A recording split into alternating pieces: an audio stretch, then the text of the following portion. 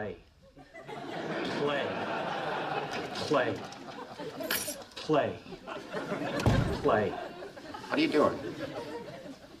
Trying to use a Jedi mind trick to control Stephen Hawking. Play. Play. Ugh. He must be wearing a tinfoil hat or something. I did a bad thing.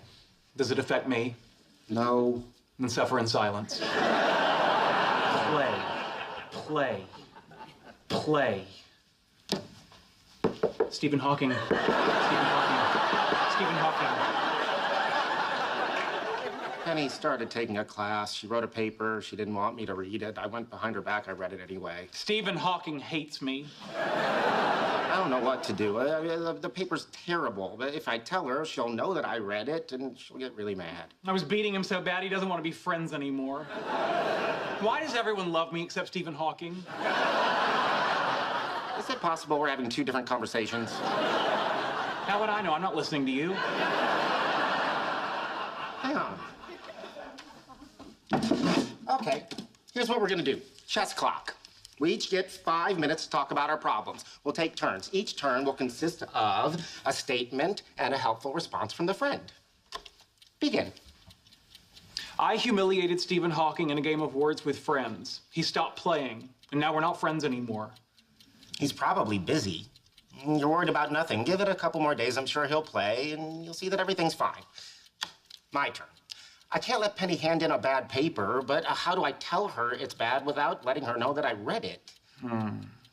Beats me. Now, I know Hawking's not busy because I can see he's playing other people right now. Maybe since you're so good, he's taking his time to meet the challenge. I want Penny to enjoy it. Wallace told me he's a big baby. I didn't know that, and I played extract for 82 points. It's all Amy's fault. She told me to play it. I've got to cut her loose. Sheldon, I wasn't done talking. She hands in the paper tomorrow. I know I could help her, and she's my girlfriend. I should be allowed to help her. Why aren't I allowed to help her? Yeah, I hear you, brother. No. You need to give me some advice. Fine. Women, huh? No. Specific to my situation. Blonde women, huh? Empathetic. It sucks to be you. I quit. Leonard, wait. No. I listen to your dumb thing. Leonard, come back. Leonard, come back. Leonard, come back. What? Oh, of course. It only works on the weak-minded.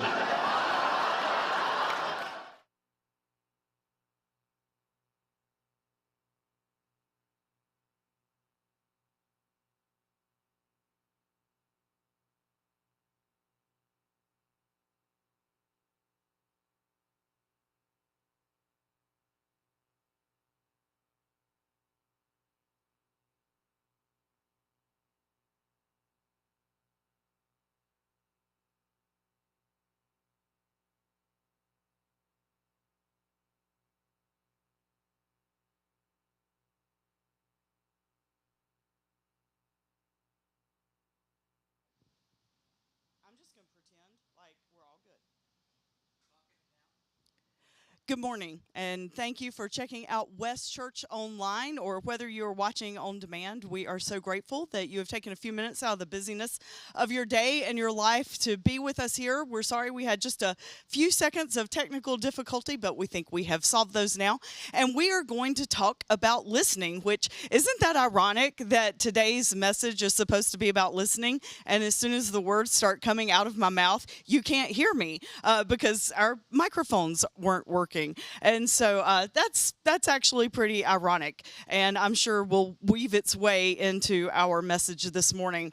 If you're watching on demand, I invite you, after this message is over, to click on the link below. There is a video from Big Bang Theory, and it's so funny and such a great example of how we stink at listening to one another. And so we're going to talk about, it's the last Sunday in this message series, Claiming Our Power. and baggage versus luggage. Luggage is moving forward, baggage is going back, and claiming the power that we have to like move forward in our lives and all the different ways that we can do that. And the ways that we can do that is by claiming the different powers of love, forgiveness, community, time. And today we are going to talk about the power of listening, which actually is one of the foundational powers that we have that will empower us to do all the others better. If you are new to our worshiping community, we would like to hear from you. We would love for you to text the word welcome to the number that you see on the screen, 704-343-8955. I'll read that one more time, 704-343-8955. Text the word welcome. We have a gift for you that we will send you, and then you can choose how much you choose to opt into hearing from us and communicating with us and receiving our information. That's up to you. But we're glad that you're here. We hope that you find today meaningful and relevant. We're going to evaluate how we are as listeners and then see why it's important to listen, and then think about how we can be better listeners as we move through our lives, and also see what Jesus had to say about it. Thanks.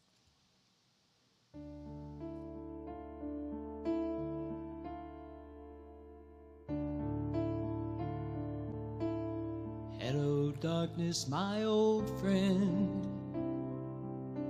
I've come to talk with you again, because a vision softly creeping left its seeds while I was sleeping, and the vision that was planted in my brain still remains within the sound of silence. In restless dreams I walked alone, narrow streets of cobblestone, beneath the halo of a street lamp. I turned my collar to the cold and damp, when my eyes were stabbed by the flash of a neon light that split the night and touched the sound of silence. And in the naked light I saw 10,000 people, maybe more, people talking without speaking, people hearing without listening, people writing songs that voices never shared, and no one dared disturb the sound of silence. For said I, you do not know, silence like a cancer grows.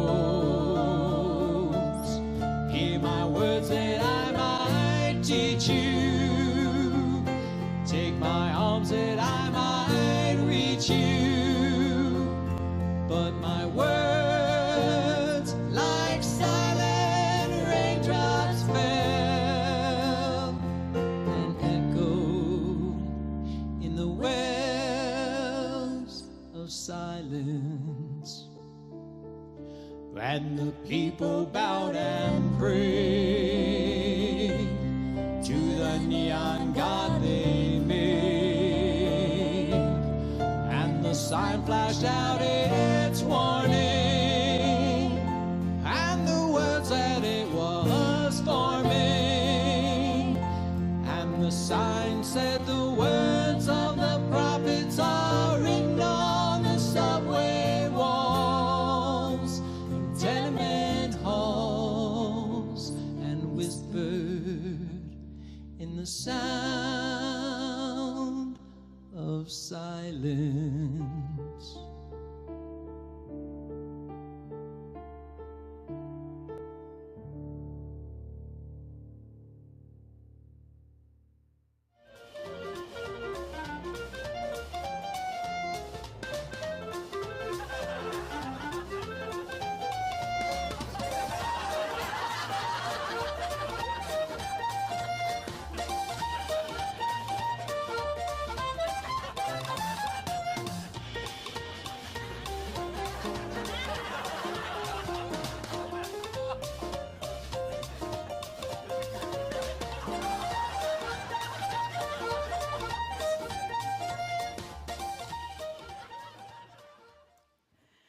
So if I were to ask, how good of a listener are you? Maybe we would be honest and maybe we would say, well, I am good at it with these people or this situation, but in these circumstances, not so much. Or we may be totally delusional and say, oh, I'm a great listener all the time. Actually, listening is one of the most difficult things for human beings to do. Like, we are not wired to listen, even though it's interesting. Like, if we were to look in the mirror, odds are we would have 2 ears and 1 mouth. So what does that tell us? Like, we should probably do more of this and less of this. Talking and listening, they are foundational to how we communicate. We live in an age of communication. That's what this time period in our existence is called. And we have all these different ways we can communicate. And so listening is actually more than just something we do audibly. Like, we listen as we read, we infer, and we draw conclusions. So today's message is actually really important that we claim our power of listening. Not only will it make us better people, better friends, better partners, better spouses, better parents, it will also make us just better human beings all the way around and a better world. So I have a quiz I want you to take this morning, and I want you to, I found it from the internet, and so I want to read it to you because it's really just well done. And I want you to be really, really honest with yourself and answer these questions honestly. So number 1, when someone accuses me of something, like if someone accuses you of something, I am quick to 1, review the facts and prepare a retort or a response, write the person off and ignore their claims, or ask clarifying questions. So when somebody accuses you of something, are you quick to review the facts and then prepare your response, write them off completely, like I'm done with you, and just ignore whatever it is that they're saying to you, or ask clarifying questions? Number 2, when someone tells me that I've hurt them, so when someone tells you that you have hurt them, I am quick to claim my own hurt, defend my actions, or affirm their feelings and apologize. So you're in a discussion with someone and they say to you, you've hurt me. So what are you quick to do? Are you quick to claim your own hurt, defend your actions, or affirm their feelings and apologize? And the last question, when I know that I am right, I am quick to state my case with evidence, shut down and withdraw emotionally, or be curious and patient while they explain their point of view. When I know that I am right, I am quick to state my case with evidence, shut down and withdraw emotionally, or be curious and patient while they explain their point of view. Have you heard that old philosophical question, like, if a tree falls in the forest and no one is there to hear the tree fall, does it really make a sound?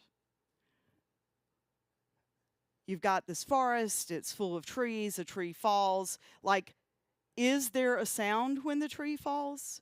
It's this huge, debate, and there are lots of different ways that you can look at it. The scientific answer is, as the tree falls, it makes sound waves, but if there's not an ear there to hear it, then there is no sound. How good are we at listening?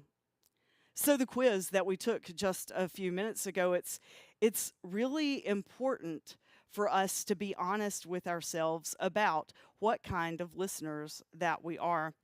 I tended to think, which is why I chose this quiz actually, I would think that in lots of circumstances, I'm a pretty decent listener.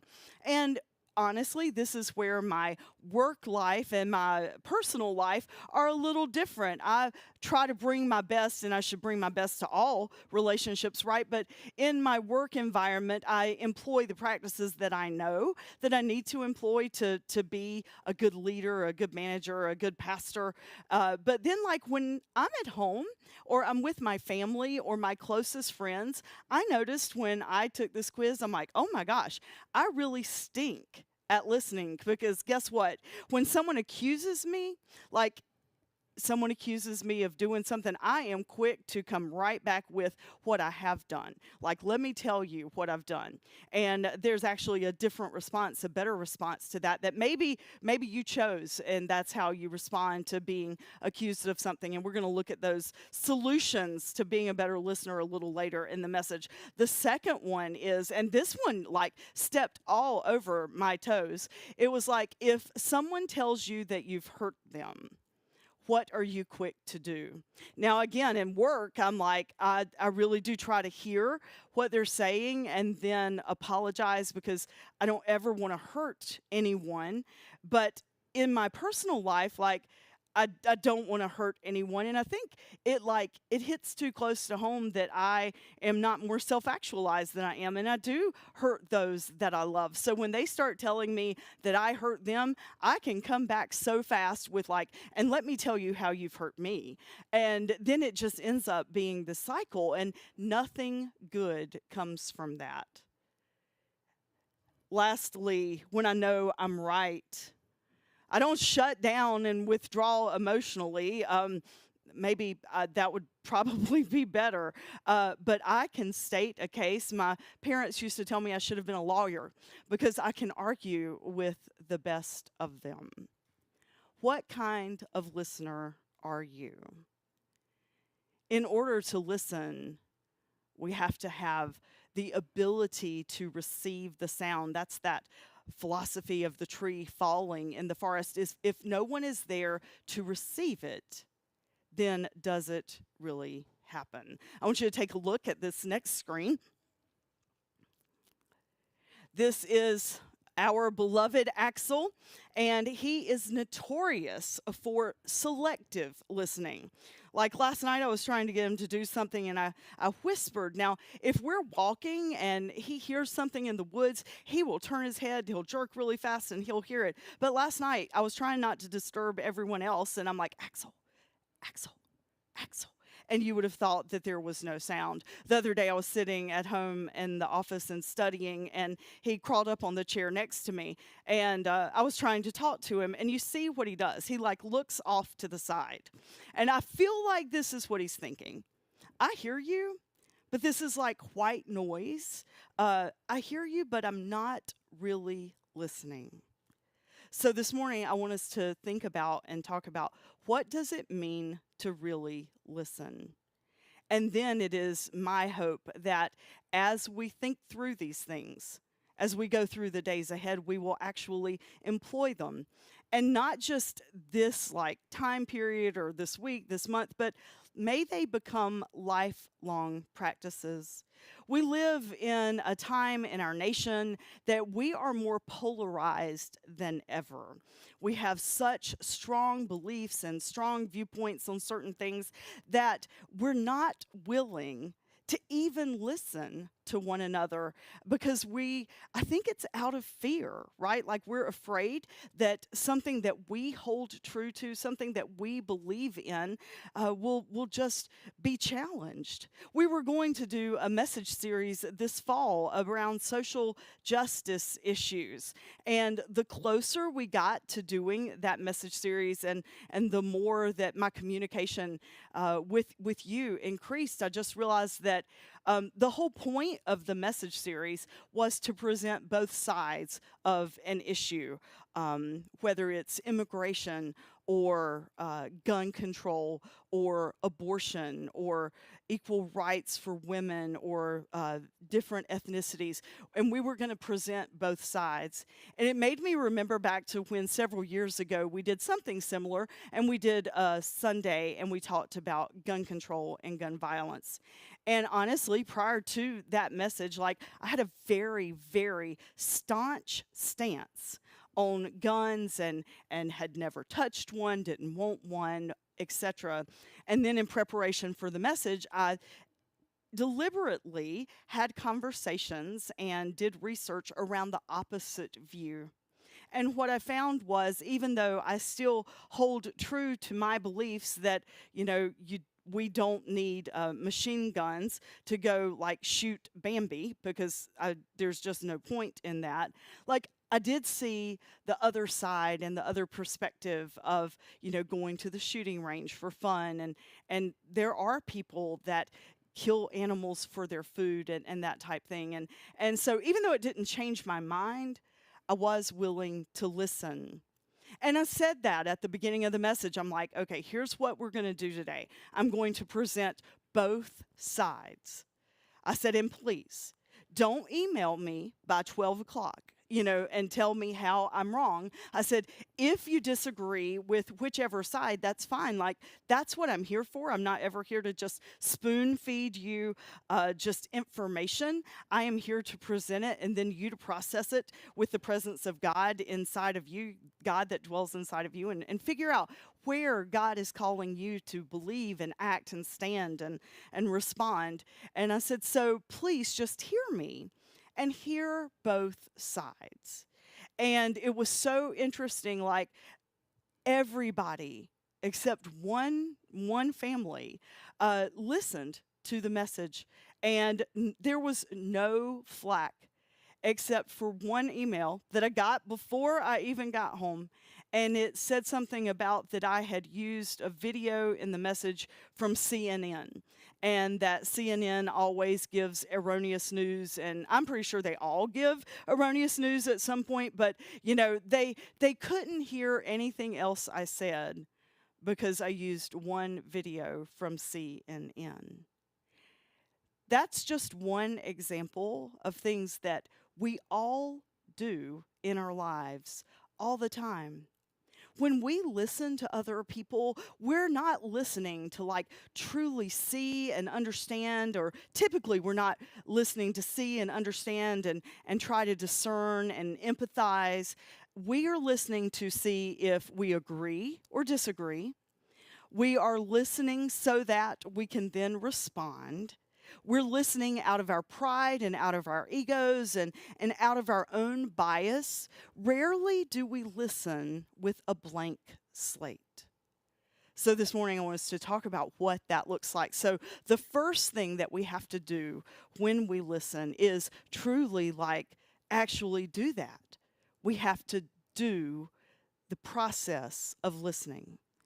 That means that we hear what they are saying. And as we find our brains starting to go to different thoughts and different ideas or formulating responses, we need to just pause and listen. When God was speaking to Moses in the Hebrew scriptures before he was leading the people to the promised land, in that whole process, Moses would get distracted, and he would deal with all the difficulties that the people were facing. It would wear him down, and he was finding that he just no longer felt connected with God and that he was hearing God. And so God comes to Moses and says, listen, I want you to be still and know that I am God. Be still and listen to me. So when we're listening, one of the first things we have to do is we have to be still. We have to still our minds and our actions and be fully present in that moment. The word for that in today's age is mindfulness. We are mindful of being right there, and so we listen. Listen is one of the most important words that comes through this whole idea of listening and understanding. We have to be still. We have to stop all the things going through our minds, and we have to truly hear. The second thing we need to do is we need to be silent. We need to not be thinking like, oh, this is what I'm going to say right back. Remember when I gave that quiz, and when someone tells you that you've hurt them, that your immediate response is to say back, okay, well, this is how you've hurt me. That's not being silent. And like if someone says something to you or accuses us of something, like to immediately come back with a declaration or a defense, that isn't listening and being silent. Being silent consists of hearing truly what they're saying, and then instead of formulating a response, like after we have processed it, then we go to the next part of this process of listening, like we listen and we be silent, we still our thoughts and our minds, and then the next word that I want you to remember is that we understand. And we try to process what is going on in what they're saying. Like, instead of making a declaration, we ask questions. Like, okay, I hear you. One of the things that Tom and I figured out early on in our relationship, trying to form a new relationship as adults with past and lots of different factors coming in, is that we needed to learn how to truly listen to one another. He was way better at it, believe it or not, than me. And I like to be right. And because of my woundedness and my pain, then, there were so many defenses up. Like, I never listened to understand. I listened so I could prove myself right, so that I could have a stronger defense. But understanding means discerning, truly hearing, and processing, like, what do they mean? What are they trying to say?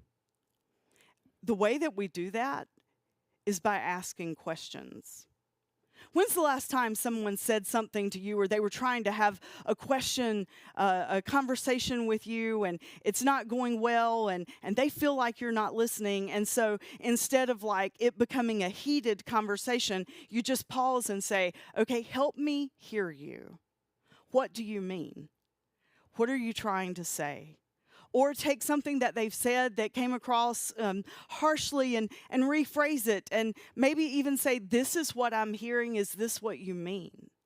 If we'll actually take the time to ask questions and not make declarations or accusations back, we'll find that we actually get somewhere.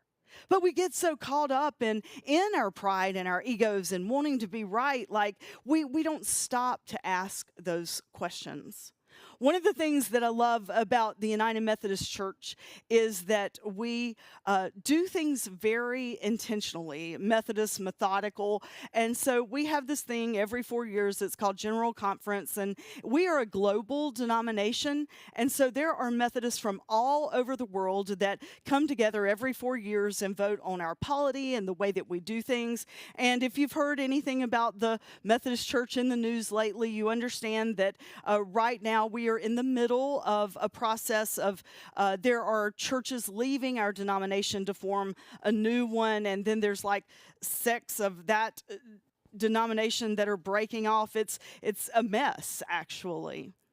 But one of the beautiful things that happened that we didn't actually go on and apply to being like Jesus is that when we come together at General Conference, and you can watch this, it's live streamed, and it's such a powerful thing. It's called Holy Conferencing.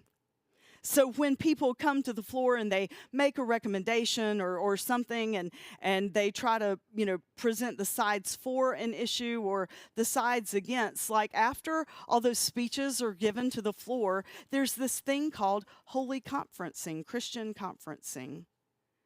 And in that time and in that space, people listen. And they're in their small groups together, and they're responding by asking one another questions. Like, What do you mean? How do you feel?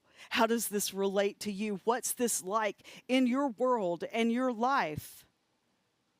Now, whether or not we actually do anything with the answers that come in that time, I'm not sure. I don't necessarily agree with forming two different denominations, but I also think we're not willing to think and let think and interpret Scripture in a broader range. So I'm just tired of everybody arguing about it, honestly.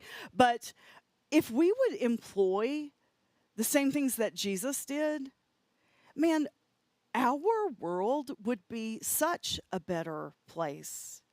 In my prep for this message, I looked for like what Jesus said about listening, and he didn't have like this special phrase. There are a couple of times that he says, all those who have ears to hear, let them hear, or listen carefully to these words. So listening was important, but the way that I think we understand where Jesus stood on this is the way that he lived his life. Like, look at what he did. He had conversations with all different kinds of people. We never find Jesus surrounded by people just like him. We find him with the scorned of society, the people that no one else trusted. We find him with the religious leaders and the zealots. We find him with everyone. And we see these dialogues and these conversations that he has. It's interesting to note, and I think this is one of the most pivotal things that we can walk away with today, is that Jesus did not come to accuse. Jesus came to reconcile. The way that Jesus listened, it was not accusatory. He would listen and process and understand, and then seek reconciliation. So in the scientific world, in the academic world, we listen, and then we are silent and we process it, we understand. And the last part of this 4 words that I want you to remember, listen, silent, understand, the last part of it is evaluating. Like, first we really hear, then we're quiet, and we really try to think about what are they trying to say. It is, in that moment, everyone's perspective is their own reality. And when people are saying things, they believe what they are saying to be true. So out of respect and out of being a decent human being, like, we need to listen to them and understand. And then we do evaluate it. Now, this is not to say that we have to agree with everything that everyone says. That's not how this works. But in order for us to get along as fellow human beings, and in order for us to live in a peaceful world, we have to listen and try to see what it is that they are trying to communicate, and then try to figure out how we can bring reconciliation and respect into that conversation so that we can hear them and then move forward. And then the last part is how we respond. So how do you respond?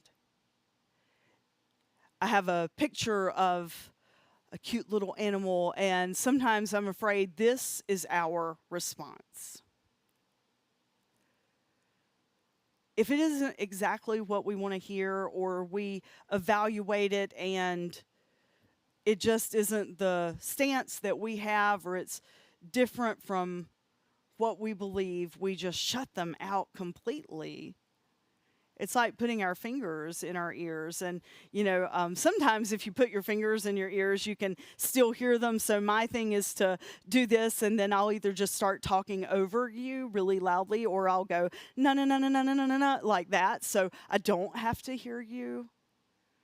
There are words, one of the wisest kings of all time, Solomon, wrote these words in the book of Proverbs, and I want you to hear these 2 verses this morning. The first one: a fool takes no pleasure in understanding, but only in expressing his opinion.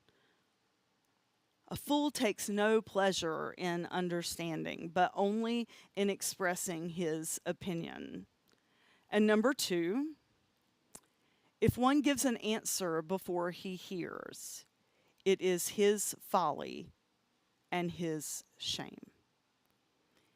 If someone gives an answer before he hears or she hears, then it's on them. And they're the ones that need to be ashamed.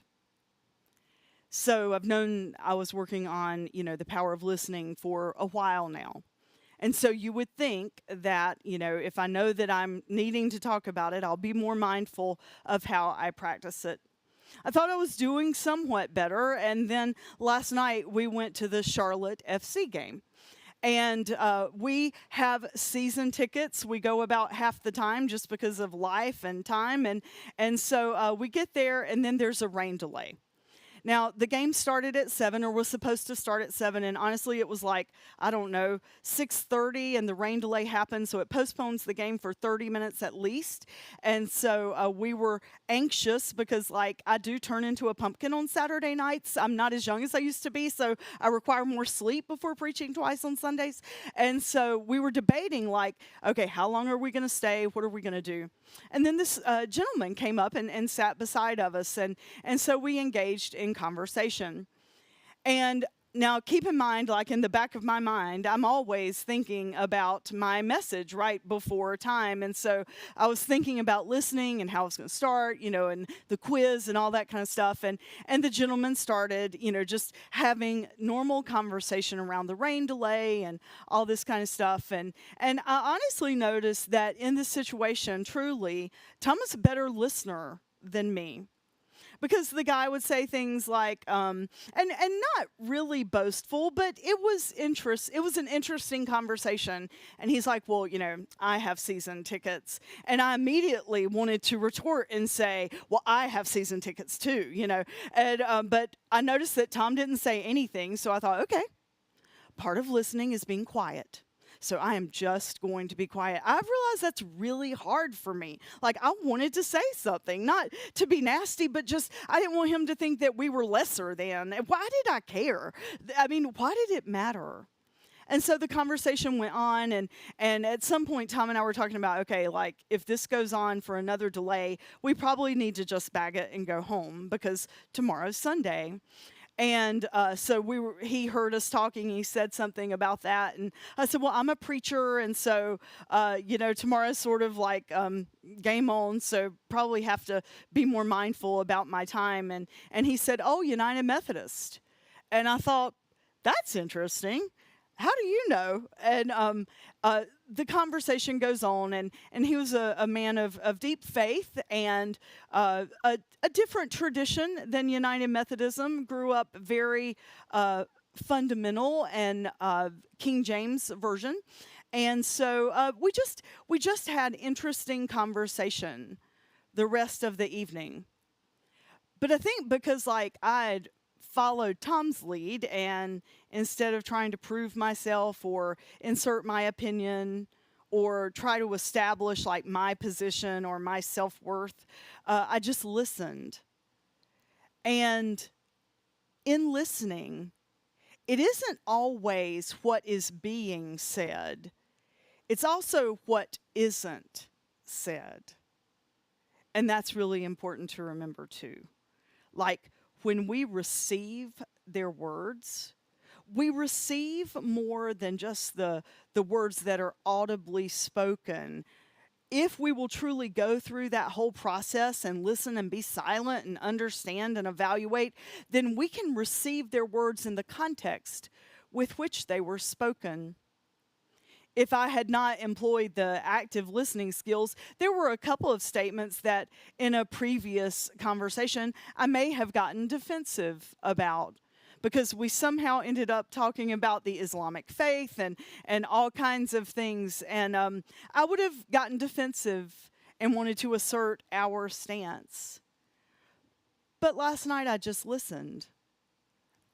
And it actually ended up being a really cool conversation. And probably we don't see eye to eye on issues in the church and faith and world religions, but that's okay. No one left angry, no one left mad, because we each received the words of one another. And that was a pretty, could have been polarizingly different conversation. Our world needs us to be better listeners. In a message earlier this year, when I was talking about our words and dealing with difficult people, I said that we as followers of Christ, we need to be the least offended people ever. Jesus listened to a lot of stuff. He got accused of a lot of stuff. And what did he do? He would just hear it and then receive it and would give back to them from a place of love and peace. Do we do that? Or are we just so quick to be right and quick to make our point and not really quick to listen? You've heard us talk about Dero. He is our campus pastor in Uganda. And if you read our weekly Friday spiritual thought and what's happening at West, you heard me mention this on Friday. But Dero, once a month, they have a no huddles day and they go out in the community. And then they also, when Dero submits his budget, he had a line for hospitality. Now, at the high school, I don't know how you have hospitality with online worship, or on-demand worship, but at the high school, like we'll have COVID-friendly snacks out, individual bottles of water, etc., for folks to partake in. Dero has the same there in Uganda. What you see is a picture of some of our new worshiping friends there in Kagumba. And on the far right, you see Dero and a couple of the leaders of the launch team. In Dero's budget, he had submitted line items for, the water and the rice and the snacks for hospitality. And then in an email this week, he said, "Do you mind if I change it? Instead of giving them, just snacks when they come to worship, what if we actually give them something that they need, that they can continue to use? What if we give them something they can take with them, like some salt and some sugar and some oil? Would you be okay if I spent the money on those things? Because those are things they can't afford."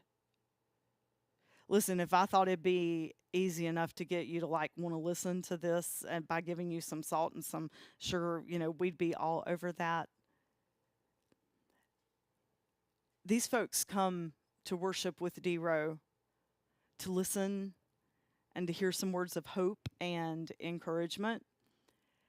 And Dero's an amazing pastor, even though he has no training in being a pastor other than some coaching by me weekly. He's an amazing pastor, and his launch team is an amazing team of people because they listen. Like, they've heard over the past 2 months the stories of these families, and that they need things like salt and sugar and cooking oil. And so Dero responded. He received their words and he responded because he listened.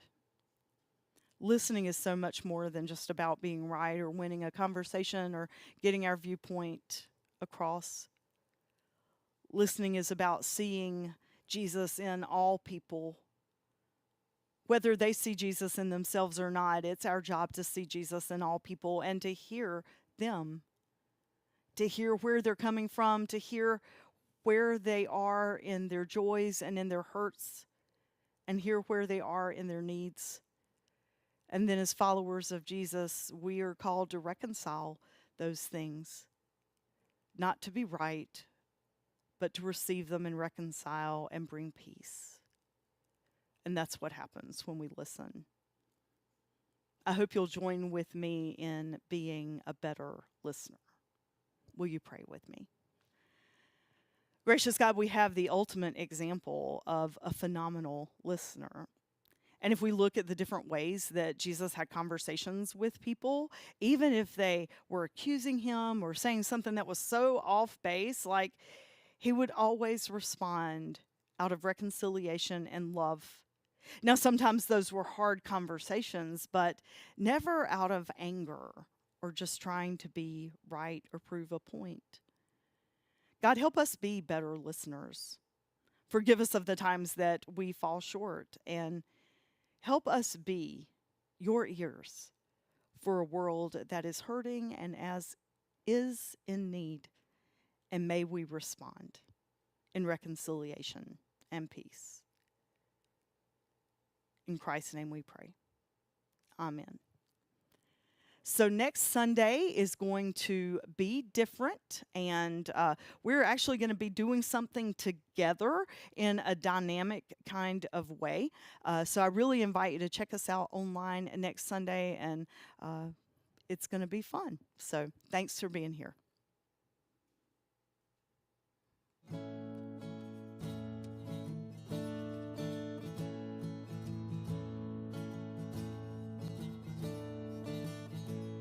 Oh, I've heard 1,000 stories of what they think you're like, but I've heard the tender whisper of love in the dead of night, and you tell me that you're pleased and that I'm never alone. You're a good, good father. It's who you are. It's who you are. It's who you are. And I'm loved by you. It's who I am. It's who I am. It's who I am. Oh, I've seen many searching for answers far and wide, and I know we're all searching for answers only you provide, 'cause you know just what we need before we say a word. You're a good, good father. It's who you are. It's who you are. It's who you are, and I'm loved by you. It's who I am. It's who I am. It's who I am. You are perfect in all of your ways. You are perfect in all of your ways. You are perfect in all of your ways to us. You are perfect in all of your ways. You are perfect in all of your ways. You are perfect in all of your ways to us. It's love so undeniable, I can hardly speak. Peace so unexplainable, I can hardly think as you call me. Deeper still as you call me. Deeper still as you call me. Deeper still into love. Love, love, you're a good, good father. It's who you are. It's who you are. It's who you are, and I'm loved by you. It's who I am. It's who I am.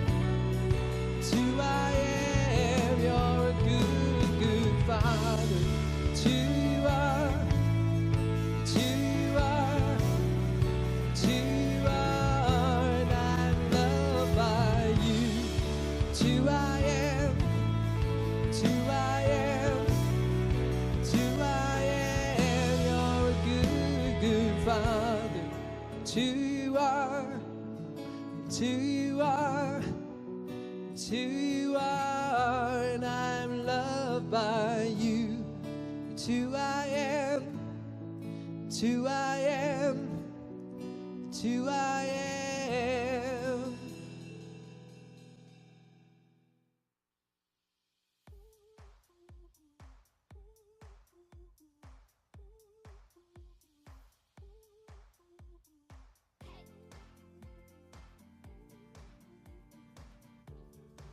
Hey Amped kids! Now, I know I'm not in my normal Amped hosting studios today, but that's because I wanted to show you things that I love since this month is all about love, okay? Number one thing I love is my dogs. The small ones Mo and the big ones Max. Another thing I love are giraffes. They're my favorite animal and they are so cool. Next month, we're gonna go to Zootastic so you can see a giraffe with me. The last thing I love that you might not know who he is, but your parents might, is Matthew McConaughey. That's right, this guy on my pants. And the reason why I'm wearing them is because I love to be comfy and cozy at home. So while you watch this Amped episode, I want you guys to think about some things that you love. Maybe something you love to do at home or something you love to do with your friends or even, you know, a person you love, because that's important too. And while I'm talking about what I love, I also love to cook. You see, I'm not very good at it like Chef Micah, but I try my best. So she's gonna let me step in and do the cooking today. So let's head on over to the kitchen.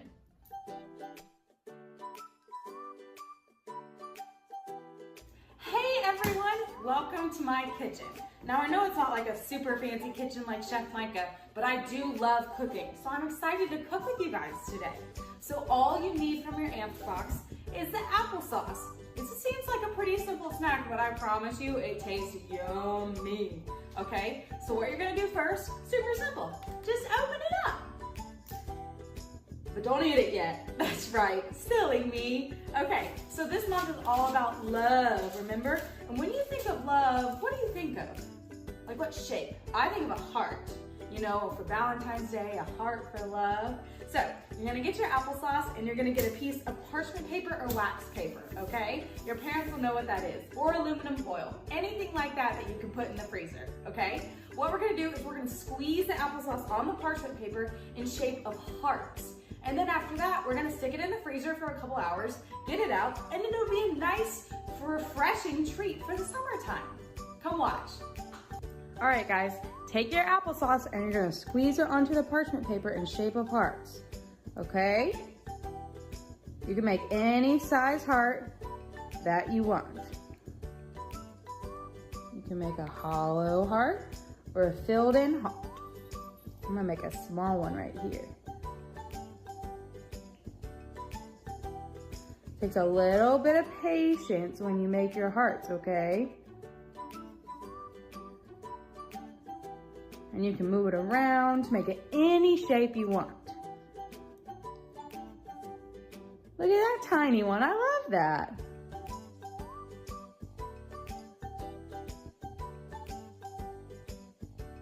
And it's okay if they touch a little, you know, it happens.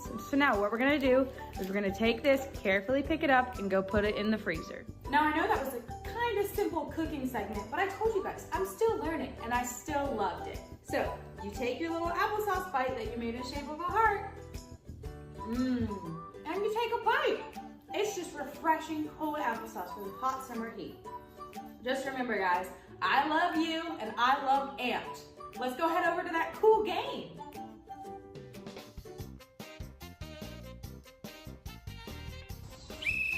Hi kids, it's me, Coach JT, and I'm here to play Zap Games with you. From your Amped box, you're gonna need your sponge and a rubber band. All right, so you're gonna take your sponge and you're gonna need a pair of scissors with the supervision of a parent. And you're gonna cut 3 lines on each side, but not all the way to the middle.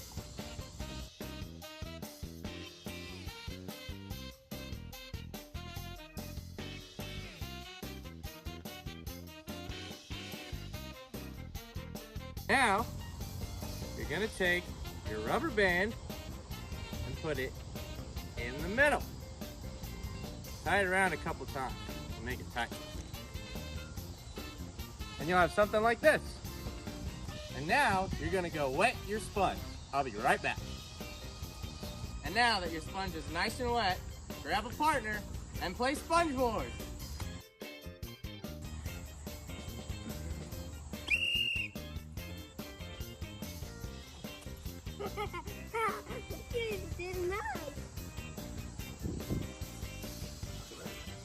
All right, guys, I hope you had fun. We'll see you next time. Oh. Oh.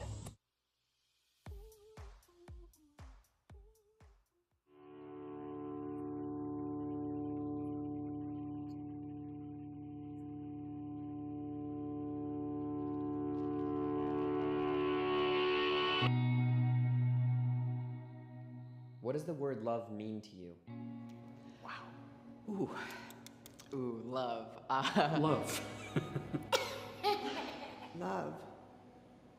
Oh my goodness. That means you love somebody. I think love is a way. Actually, I'm not really sure how to answer this question. It's complicated. Love is a complicated thing. Well, one of the definitions is that condition or state where the happiness of another is essential to one's own. I think love is just a form of God. Well, if you're talking family-wise, it means everything. But if you're talking like marriage, I mean, you can be single. I mean, that's kind of what I want to do. Wow, that's deep. Oh, you know, you're asking the wrong age group, because the first thing I want to do is say love means never having to say you're sorry. Love means never having to say you're sorry. But I don't believe that at all, because I feel like you say you're sorry a lot. Love to me is the greatest marketing campaign ever invented. Love for me is being 100% vulnerable and all the way in, you know. You can love yourself first. Because once you learn how to love yourself, you can love anything in this world. Someone that loves you because you're you. Love means accepting people the way they are. It has to be a two-way street. It can't just be, you know, I'm accepting you, you gotta accept me too. I think that it's being able to do something for somebody else that maybe you wouldn't normally do, or maybe you wouldn't want to do, but you do it anyway because it's something that they want to do. Even if you hate it so much, you just would do anything because you want to be with them. Love is a powerful thing. It makes you do the things you never thought you could do. And I think it makes life worth living. Everything else becomes nothing. Okay, all that matters is that the whole two hearts, you know, to expand to that infinity. It means, in a funny way, freedom, because you're free to feel so many feelings so deeply. Love to me is something you do on a day-to-day basis. And so you can hold affection and you can hold nostalgia, but I think love is active. I always say I'd rather love someone than be in love with someone, because being in love with someone implies that you can fall out of it. If you're really close to your family, I consider that love, right? So any other person, friend or family or love interest, if you see them as your family, then that's love. Love means, to me, a big old kiss on your mouth, and you're not against it at all. I'm married 55 years. Our job in life, the two of us, is to look after each other and see to it that we're our best selves, so to speak. So I try to help her be her best self, and she tries to help me, and to me, that's love, you know. I hope to do that as long as I can stay awake. It's like something you can dance about, or something you can sing about, or something you can build a building about, but I don't know. I don't really feel like words suffice when it comes to that. Love means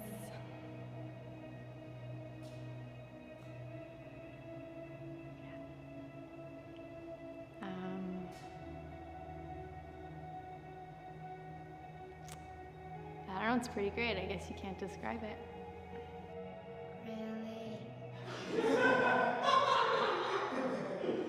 Love means a lot to me. It means